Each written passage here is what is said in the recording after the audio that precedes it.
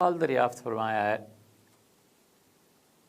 کہ اردو کی کون سی تفاسیر ایسی ہیں جن کا مطالعہ کر کے اپنے بچوں کو تھوڑا بہت جو بھی تفسیر سے خود سے سمجھ میں آتا ہے اسے بتایا جائے۔ دیکھیے، پہلی شرط تو یہ ہے کہ اردو کی جو تفاسیر بھی وہ پڑھیں، خوب غور سے پڑھنے کے بعد جو کچھ انہوں نے لکھا ہے نا، اس سے زیادہ اپنی عقل کے ساتھ نہ چلے۔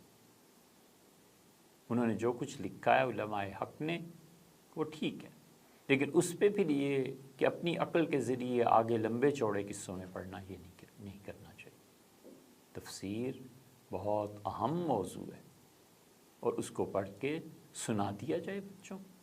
اس کو پڑھ کے اپنے ذہن میں اچھی طرح پڑھنے کے بعد جو خاکہ مرتب ہوتا ہے اور اس میں اس احتیاط کے ساتھ کہ وہ شریعت کی باقی حصوں سے نہ ٹکراتا ہو، بچوں کو بتا دیا جائے، بچوں کی ذہن سازی کی جائے، بالکل ٹھیک۔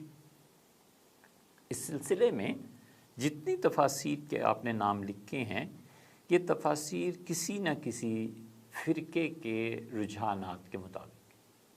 ہم چند تفاسیر آپ کو ایسی بتا دیتے ہیں جس میں کوئی فرقہ واریت آپ کو نہیں ملے گی، نارمل چیز ہے، اور اس سے بچوں کا ذہن اسلام کی طرف مائل بھی ہوگا اور بنے گا بھی۔ ان میں سے مثلاً تفسیر ماجدی ہے، مولانا عبد الماجد دریابادی رحمہ اللہ، انہوں نے مختلف اساتذہ سے تعلیم حاصل کی اور اپنے عقیدے کے اعتبار سے، مسلک کے اعتبار سے، اپنے مشرب کے اعتبار سے اگرچہ دیوبند کے علماء سے ان کا تعلق تھا، لیکن اپنی تفسیر میں انہوں نے اس کی پرچھائی بھی نہیں پڑنے دی۔ انہوں نے بہت احتیاط سے تفسیر لکھی ہے۔ تصوف کی باتوں پہ انہوں نے اپنے پیر و مرشد حضرت اشرف علی صاحب تھانوی رحمۃ اللہ کے اقوال جا بجا نقل کی ہیں، لیکن چونکہ تصوف کی وہ گہری باتیں ہیں، ان کا تعلق بچوں سے ہے نہیں، اور بسا اوقات پڑھنے والے کی بھی سمجھ میں اتنی جلدی بات آنے کی نہیں ہوتی، تو اس حصے کو چھوڑ کے باقی جو چیزیں ہیں انہوں نے کوئی فرقہ واریت اس میں نہیں لائی۔ اس لیے تفسیر ماجدی کا مطالعہ کرنا چاہیے کہ وہ قرآن کریم کی اصل پیغام کو واضح کرتی ہے اور کسی فرقہ واریت کی طرف نہیں لے جاتی۔ دوسری تفسیر اگر اس سلسلے میں آپ پڑھنا چاہیں تو پاکستان بننے کے بعد یہاں لاہور میں ریلوے اسٹیشن پہ آسٹریلیا مسجد ہے۔ کسی زمانے میں 19ویں صدی میں کوئی صاحب آسٹریلیا چلے گئے تھے اور انہوں نے آ کر یہ مسجد تعمیر کی، یا اس مسجد کی تعمیر میں کچھ حصہ لیا، تو اس وقت سے اس کا نام آسٹریلیا مسجد ہے۔ لاہور میں ریلوے اسٹیشن پہ بہت مشہور مسجد ہے، ہر کوئی جانتا ہے۔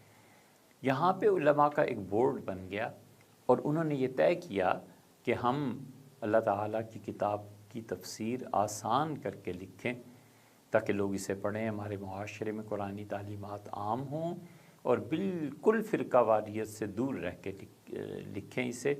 تو لکھتے تھے اور بہت اچھی تفسیر ہے، ایک پیج بس، ایک آیت اور اس آیت کے بعد ایک صفحہ۔ آیت طویل ہے، اس کو مناسب حصوں میں تقسیم کر کے اس کے نیچے اسی ایک صفحے پہ تشریح، یہ ہر ایک کو پڑھنی چاہیے۔ اس کا نام ہے درس قرآن، آسٹریلیا بلڈنگ، آسٹریلیا مسجد، ریلوے اسٹیشن لاہور، یہیں سے یہ ملتی ہے۔ تو درس قرآن کے نام سے اسے پڑھ لیا جائے۔ ایک صفحہ پڑھنے میں کچھ زیادہ وقت بھی نہیں لگتا، اور آدمی ایک آیت میں اللہ تعالیٰ اور نبی کریم صلی اللہ علیہ وسلم نے جو کچھ ارشاد فرمایا ہے اس کے متعلق آسانی سے سمجھ میں بھی آ جاتا ہے، تو اس کو بھی مطالعے میں رکھنا چاہیے۔ اس پہ کوئی فرقہ واریت نہیں ہے، اس کی چھاپ نہیں۔ تیسری چیز اگر اس سلسلے میں پڑھنا چاہیں تو کشف الرحمن ہے۔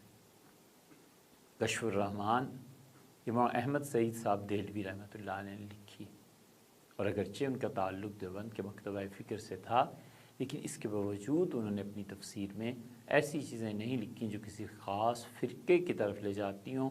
انہوں نے کتاب و سنت کی بنیاد پہ لکھا ہے۔ یہ تینوں تفاسیر ایسی ہیں کہ اگر آپ انہیں پڑھیں غور سے اور اس کے ساتھ ساتھ اللہ تعالیٰ سے توفیق مانگیں، تو قرآن کریم کی کچھ نہ کچھ سمجھ میں باتیں سمجھ میں آنا شروع ہو جاتی ہیں، اور یہی وہ پیغام ہے جو اپنے بچوں تک آسانی سے پہنچایا جا سکتا ہے۔ اس کے ساتھ اگر آپ اضافہ کرنا چاہیں تو حضرت مولانا منظور نعمانی صاحب رحمۃ اللہ علیہ کی جو کتابیں ہیں خاص طور پہ جو انہوں نے معارف الحدیث لکھی ہے اس کو بھی مطالعے میں رکھنا چاہیے۔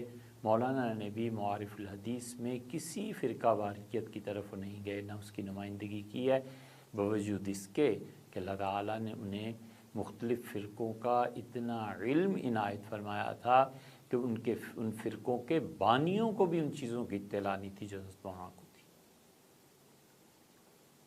بڑا وسیع علم۔ پھر مناظرہ، وہ تو اپنے شیخ حضرت شاہ عبد القادر صاحب رائے پوری رحمۃ اللہ علیہ کی صحبت میں جب گئے تو حضرت نے ایک دن دریافت فرمایا کہ مولوی صاحب آپ کیا کرتے ہیں؟ انہوں نے کہا حضرت مختلف باطل فرقے جو ہیں ان کے رد کے لیے مناظرے کرتا ہوں۔ تو حضرت نے فرمایا مولوی صاحب ایسے نہیں کرتے، مناظرہ کرنے سے دل سے ہو جاتا ہے۔